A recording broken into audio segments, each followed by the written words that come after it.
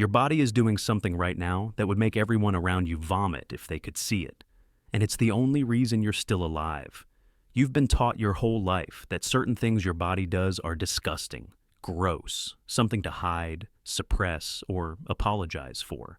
Society built an entire industry around making you feel ashamed of completely normal biological functions. But here's the truth. Nobody wants you to know. Every single thing your body does that makes you feel disgusting is actually a precisely engineered survival mechanism. Your body doesn't care about your comfort. It doesn't care about social norms. It doesn't care if you're embarrassed. It cares about one thing, keeping you alive long enough to pass on your genes. And sometimes that means doing things that look absolutely revolting. This isn't going to be comfortable, because by the end of this, you're going to realize that everything you thought was dirty, wrong, or broken about your body is actually proof that it's smarter than you'll ever be. You've been lied to. And today, that ends. Let's start with something you're doing right now. Something so normal you don't even think about it. Your skin. You probably think your skin is just there, right? A barrier, a wrapper. Something that keeps your insides inside and the outside out. And sure, that's part of it. But what you don't know is that your skin is eating itself. Right now, this very second. You've been told that dead skin cells just naturally fall off. That the white flakes you see after you scratch your arm or take off your socks are just old cells that dried up and let go. Clean, simple, natural. Except that's not what's happening at all. Your body isn't passively shedding skin like a snake that's outgrown its old layer. It's actively digesting it. Your skin is cannibalizing itself from the outside in, using enzymes to break down the outer layer before it becomes a breeding ground for bacteria. Think about that for a second.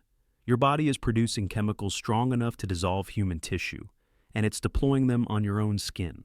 Every single day, it's not waiting for those cells to fall off naturally, it's pre-digesting them. The same way your stomach breaks down food, your skin is breaking down itself, and it has to. Because if it didn't, you'd be walking around in a rotting suit of your own dead tissue, and bacteria would have a feast. Your skin would become a buffet for every microorganism in your environment. Infections would be constant. You'd be a walking petri dish. So your body made a choice, a brutal, efficient choice. It decided to eat itself before anything else could. Those flakes you scrub off in the shower, that's not dirt. That's the corpse dust of a controlled self-destruction. Your skin is running a 24/7 demolition and reconstruction operation, tearing down the old to make room for the new, and it's doing it so smoothly you don't even notice. Except when you do. That weird white residue on your black pants, the flakes in your hair, the stuff that builds up on your sheets. You've been conditioned to think that's gross, that it means you're unclean. But really, it's evidence that your immune system is working exactly as designed. And here's the kicker.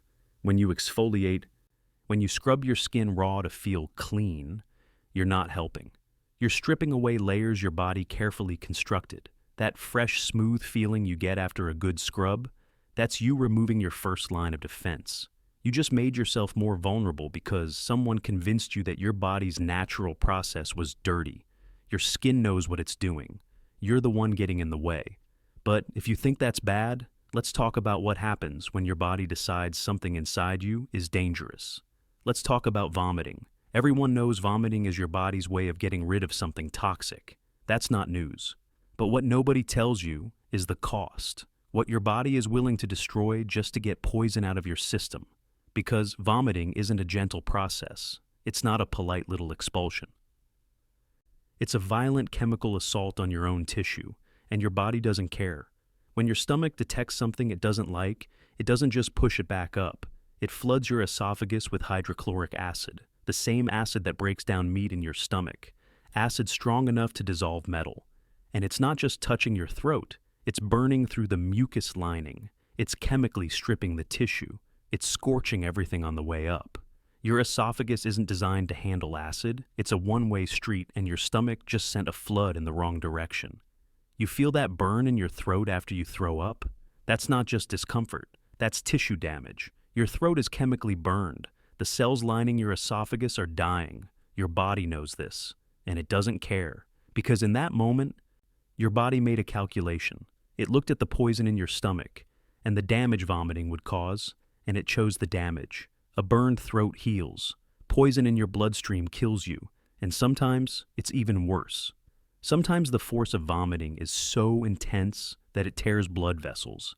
Tiny capillaries in your throat rupture. You might see blood. You might taste it. That's not a malfunction.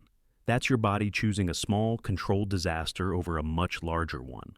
It's a kamikaze mission. Your throat is acceptable collateral damage. People think bulimia is the only time vomiting becomes dangerous, but the truth is, every single time you vomit, you're doing damage, even once, even if it's just food poisoning. Your throat takes weeks to fully recover from a single episode. Micro-scarring builds up. The tissue weakens. Do it enough, and your esophagus starts to break down permanently. But your body made that trade because the alternative was worse. Your survival instinct doesn't care about long-term consequences. It cares about right now. And that aftertaste you hate, that acidic, rotten flavor that lingers for hours no matter how much you rinse your mouth, that's not just leftover stomach contents. That's the taste of your own throat breaking down. You're tasting your own tissue as it dissolves. Pleasant thought, right? But at least vomit is something you can see, something you're aware of. Let's talk about something happening inside you that you'll never notice. Something that's been happening since you were born. Let's talk about pus. You've seen pus 1,000 times. A pimple, a cut that got infected, a blister that popped. And every time, your first instinct is to squeeze it out, wipe it off, get rid of it. Because pus is gross, right? It's yellow, it's thick, it smells bad, it's clearly something wrong, something dirty, something that shouldn't be there. Except that's not what pus is at all. Pus is a graveyard. Every single drop is packed with millions of white blood cells that threw themselves at an invading threat and died. They didn't fail. They succeeded. But success meant death. When bacteria enter your body through a cut, your immune system doesn't negotiate. It sends in the soldiers. White blood cells swarm the area, surround the invaders, and absorb them. They take the bacteria inside themselves, release enzymes to break them down, and in the process, they self-destruct, they explode, they rupture, they die. That yellow-green color you see in pus, that's the chemical signature of cellular suicide. It's dead white blood cells mixed with dissolved bacterial corpses. It's the aftermath of a microscopic war, and your body doesn't clean it up immediately because it's busy. It's still fighting. That pocket of pus you're so eager to pop, that's a quarantine zone. Your immune system corralled the infection, killed it, and is now in the process of breaking down the remains and flushing them out through your lymphatic system. But you don't wait. You pop the pimple. You squeeze the wound. You rupture the battlefield before the cleanup crew is done. And what happens? The infection spreads. Because you just took a contained area and broke it open, spilling partially neutralized bacteria back into surrounding tissue. Now your immune system has to fight the same battle again. And those white blood cells, they have to die again. You forced your body to sacrifice twice as many soldiers because you couldn't leave it alone. Every time you pop a pimple, you're not cleaning anything. You're dishonoring millions of cells that gave their lives to protect you. You're undoing hours of biological warfare because you didn't like how it looked. Your immune system doesn't make mistakes. You do. And that satisfying little pop you feel, that's you making your body's job harder. But maybe you're thinking, okay, skin eating itself, throat burning, cells dying, that's all bad, but at least my brain is safe, right? My brain is protected. My body wouldn't do anything to risk my brain. And that's where you're wrong, because when your body detects a serious infection, it makes a choice, and that choice is to cook you. Let's talk about fever. You've had a fever before. Everyone has. You feel hot. You shiver even though you're burning up. You feel weak, confused, miserable, and you've been told it's your body fighting an infection, which is true. But what you haven't been told is how, because your body isn't politely asking the bacteria to leave. It's turning your core temperature into a furnace and gambling that the infection dies before you do. Your hypothalamus, the part of your brain that regulates temperature, deliberately raises your internal heat to 102, 103, 104 degrees Fahrenheit or higher. And it does this for one reason. Most bacteria and viruses can't survive in extreme heat. But here's the problem. Neither can you. Not for long. Your neurons start to misfire at high temperatures. Proteins in your cells begin to denature. You're not just uncomfortable. You're being cooked from the inside. Your brain is literally at risk of damage, but your body doesn't stop. It keeps the temperature high because it's in a race. It's betting that the infection will die before your brain does, and most of the time, it wins. But not always. That's why fevers above 105 are dangerous. That's why febrile seizures happen in kids. That's why you feel delirious and confused when your fever spikes. Your brain is rationing energy and shutting down non-essential systems to keep the core functions running while the rest of you bakes. And what do? You take medicine. You pop ibuprofen or acetaminophen to bring the fever down because it's uncomfortable, because you can't stand feeling that hot. But by doing that, you're sabotaging the purge. You're lowering the temperature before the infection is fully dead. So it lingers, it hides, and it comes back stronger. Your body was trying to kill it in one brutal, overwhelming assault, and you turn down the heat mid-battle. The shivering you feel during a fever, that's your body trying to generate even more heat. It's not cold outside. You're not actually freezing, but your hypothalamus has reset your internal thermostat, so now your current temperature feels too low, even though you're already burning up. So your muscles start contracting rapidly to produce more heat. You're shivering because your body is trying to cook you faster. And the hallucinations, the weird dreams, the confusion, that's your brain operating in emergency mode, shutting down higher reasoning to focus every available resource on keeping you alive. That childhood fever that broke overnight, that wasn't luck. That was your body winning a fight to the death while you slept. You survived your own internal overheating because your immune system timed it perfectly. But it was close. It's always close. Now, if you think your body attacking itself to kill infections is extreme, wait until you hear what it does when it thinks you've eaten something dangerous. Because your body has a protocol for that too. And it's even more brutal. It starves you. You've had food poisoning, or the stomach flu, or some kind of digestive disaster where you couldn't eat for days.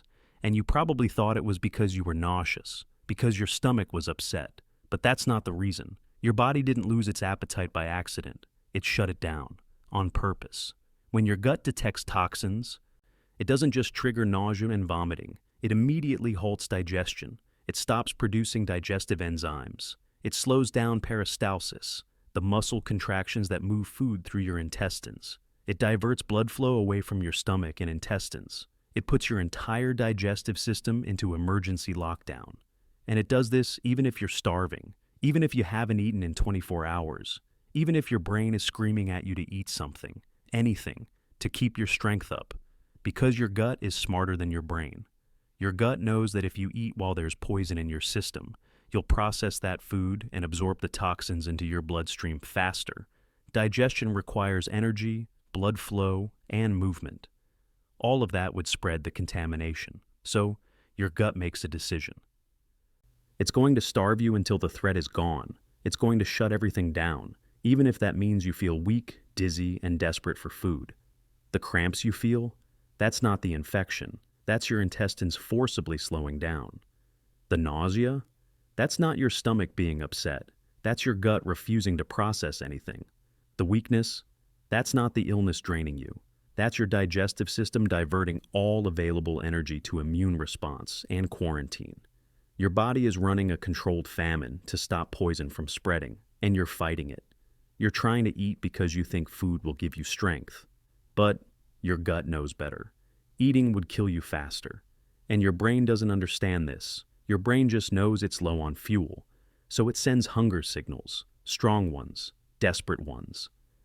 You feel like you're starving even though you're not. You feel like you need to eat even though eating is the worst thing you could do. That internal conflict you feel when you're sick and you can't tell if you're hungry or nauseous, that's your brain and your gut in a fight. And your gut is winning, because it has to. Your intestines are running a quarantine operation, and they don't care how you feel about it. They'll keep you in lockdown until the threat is neutralized. And when you finally do feel hungry again, when your appetite comes back, that's not you getting better. That's your gut giving the all clear. The poison is gone. Digestion is safe again. You can eat, but not before. But here's the thing. Even when you're healthy, even when there's no infection, no poison, no threat, your body is still doing something disgusting. Something constant, something you can't stop. And if you did stop it, you'd die in minutes. Let's talk about mucus. Right now, as you're listening to this, your lungs are producing mucus. A lot of it, about a liter every single day. And you're swallowing it, constantly. You don't think about it, you don't notice it most of the time, but you're doing it. You have to. Because if you didn't, you'd drown. Your lungs aren't just empty sacs that fill with air. They're coated in a thin layer of sticky mucus that traps everything you breathe in. Dust, pollen, bacteria, smoke, pollutants, viruses. Every breath you take brings in thousands of particles that shouldn't be in your lungs. And your mucus catches them. It's a net, a filter, a trap. And it works. But once it's caught all that debris, it has to go somewhere. It can't just sit there. Because if it did, it'd clog your airways. You'd suffocate on your own defense system. So your body has a solution. Tiny hair-like structures called cilia line your airways, and they're constantly moving, waving, pushing the mucus up, out of your lungs, up your throat, and into your mouth, where you swallow it. That's right. You're swallowing contaminated mucus all day long, every day. You've been doing it your entire life, and you'll keep doing it until you die. That thickness you feel in your throat when you wake up, that's the overnight accumulation.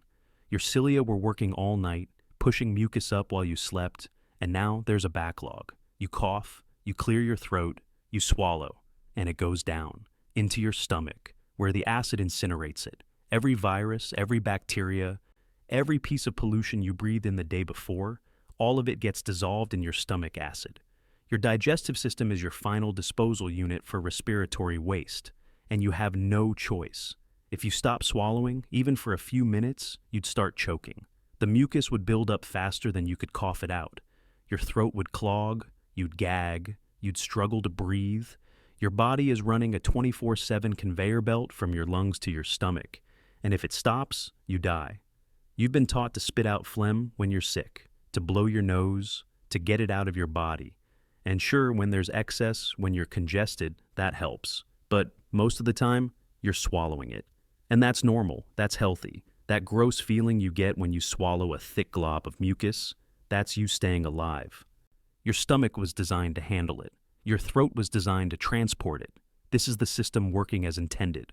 But society told you it's disgusting. So you feel ashamed when you swallow hard after a cough. You feel gross when you taste that thick, salty mucus in the back of your throat. But you shouldn't.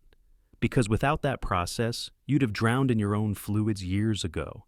And if you think swallowing mucus is bad, if you think your body running a constant disposal operation is unsettling, then you're really not going to like this next part. Because your immune system doesn't just protect you from outside threats, it attacks you on purpose every single day. You've heard of autoimmune diseases, lupus, rheumatoid arthritis, type 1 diabetes. Conditions where the immune system goes haywire and starts attacking the body's own cells. And you've been told those are malfunctions, mistakes, the immune system getting confused and targeting the wrong thing. But that's not entirely true. Because your immune system attacking your own cells isn't a malfunction. It's normal. It happens to everyone, right now. Your immune system doesn't trust you. It doesn't trust your cells. Every single day, T cells patrol your body like security guards, randomly stopping cells and forcing them to prove they're not infected, not cancerous, not compromised. Most cells pass the test. They display the right proteins on their surface. They show the right identification, and the T cells move on. But some cells don't pass, and when that happens, the T cell kills them. Immediately. No trial, no second chance. Just execution. And here's the thing. Sometimes those cells were perfectly fine. They weren't infected. They weren't cancerous. They just didn't respond fast enough, or they were stressed, or they displayed the wrong marker at the wrong time, and they got destroyed anyway, because your immune system would rather kill 100 innocent cells than let one dangerous cell slip through. It's running on guilty until proven innocent. It's practicing strategic paranoia, and it's doing it constantly. That random ache you get sometimes, the one with no explanation, that weird soreness that shows up and disappears, that low-level fatigue you feel even when you slept fine, that's collateral damage. That's your immune system running routine inspections and destroying cells that didn't pass. You're not sick, you're not injured. You're just being over-policed by your own body. Autoimmune diseases aren't the system failing. They're the system doing its job too well. The sensitivity is turned up too high. The threshold for suspicion is too low, and suddenly, healthy cells that should pass inspection are getting flagged and destroyed in massive numbers. Your immune system isn't confused, it's paranoid. And in a weird way, that makes sense. Because in nature, a false positive is annoying, a false negative is death. Your body would rather hurt you a little than let a real threat survive. So when you feel that random inflammation, that unexplained pain, that weird brain fog that comes out of nowhere, you're not imagining it. It's real, and it's your immune system treating your own body like a potential enemy. Because to your immune system, everything is a potential enemy, even you. But if you think your body attacking itself during the day is disturbing, wait until you hear what happens at night. Because every time you go to sleep, your body starts the process of dying, and it has to fight like hell to stop it. You think sleep is rest. You think it's your body shutting down, recharging, peacefully drifting into unconsciousness while everything inside you recovers. And sure, recovery happens. But that's not the whole story, because when you sleep, your metabolism slows. Your core temperature drops. Your breathing becomes shallow. Your heart rate decreases. And your cells, starved of their normal oxygen supply, begin to switch to anaerobic respiration, the same process that happens when you die. Your gut bacteria, normally kept in check by your active immune system, and the constant movement of food through your intestines, start to grow. They begin breaking down your intestinal lining, not a lot, just a little. Just enough that if you didn't wake up, if your body didn't restart normal functions in the morning, they'd continue. They'd spread. They'd consume you from the inside. You're not resting, you're entering a controlled state of near death, and your body is running a timer. It has 6 to 8 hours to repair the damage, flush out the waste, and restart your systems before the decay becomes permanent. That's what the glymphatic system is for. While you sleep, your brain shrinks, slightly. Just enough to open up space between neurons. And then cerebrospinal fluid floods in, flushing out all the metabolic waste that built up during the day. Because your neurons poison themselves just by functioning, thinking produces toxic byproducts. And if those byproducts aren't cleared out, they build up. They damage the brain. They cause neurodegeneration. Sleep is your brain's only chance to take out the trash. If you don't sleep, the garbage piles up, and eventually, it kills you. Your muscles paralyze during REM sleep. Completely. You can't move, and that's on purpose. Because your brain is running simulations, testing responses, processing memories. And if your muscles could move, you'd act them out. You'd hurt yourself. You'd fall. You'd thrash. So your brain cuts the connection. It paralyzes you. Which means, if something goes wrong, if you stop breathing, if your heart rate drops too much, you can't wake yourself up. You're helpless. People who die in their sleep didn't just peacefully drift away. Their body lost the fight. The repair systems didn't finish in time. The brain didn't flush out the toxins fast enough. The gut bacteria spread too far. The heart rate dropped below the point of recovery. Sleep is a gamble, every single night. And most of the time, you win. But not always. That gross feeling you have when you wake up, that stale taste in your mouth, the weird film on your teeth, the heaviness in your body, that's not just morning grogginess. That's the residue of nightly decay.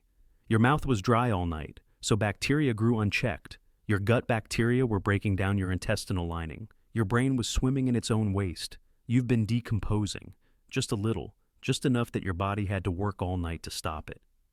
And if you don't sleep enough, if you cut that process short, your body doesn't get to finish. The waste builds up. The damage accumulates. You're slowly failing to stop your own decomposition.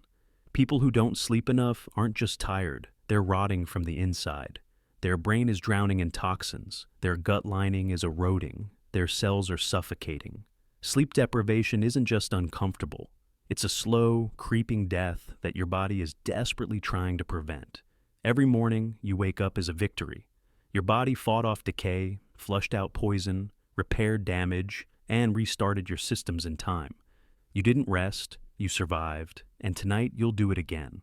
And the night after that. For the rest of your life. Every time you close your eyes, your body enters a state of controlled dying, and every morning, it pulls you back. That's not peaceful. That's not restful. That's biological warfare, and you're not even awake to see it. So, yeah, your body is disgusting. It eats itself. It burns itself. It poisons itself. It attacks itself. It drowns itself. It starves itself. It cooks itself. It paralyzes itself. And it does all of this every single day without asking your permission. Because it doesn't need your permission. It's not trying to make you comfortable. It's trying to keep you alive. And those two things are not the same. You've been taught that your body should feel good, that if something hurts, itches, oozes, or smells bad, it's a problem, that you need to fix it, suppress it, medicate it, or hide it. But most of the time, your body is doing exactly what it's supposed to. The disgust you feel isn't a signal that something's wrong. It's a signal that you don't understand what's happening, and now you do. Every revolting thing your body does is a survival mechanism. Every gross function is a defense protocol. Every uncomfortable process is a calculated trade-off between damage and death. Your body isn't broken, it's ruthless. And it's the only reason you're still here. So, the next time you feel disgusted by your own biology, remember this. Your body doesn't care how you feel about it. It's going to keep eating itself, burning itself, drowning itself, and rotting itself every single night. And you're going to wake up tomorrow and do it all over again. Because that's what survival looks like. It's not pretty, it's not clean, it's not comfortable, but it works. And honestly, you should probably be grateful. Because everything you just learned, most people will never know this. They'll go their whole lives thinking their body is just a passive vehicle, that it's something they control. But you know better now. You know your body is running a 24/7 operation to keep you alive. And it's willing to hurt you, scare you, and gross you out to do it. And it's been doing that since the day you were born. So, if your brain isn't completely fried from realizing your body is basically a self-cannibalizing, self-poisoning, self-drowning survival machine, go ahead and hit that like button and subscribe, because we've got plenty more uncomfortable truths to ruin your day with. Next time, we'll talk about the other things you were lied to about. And trust me, it gets worse. Sweet dreams. Try not to think about the rot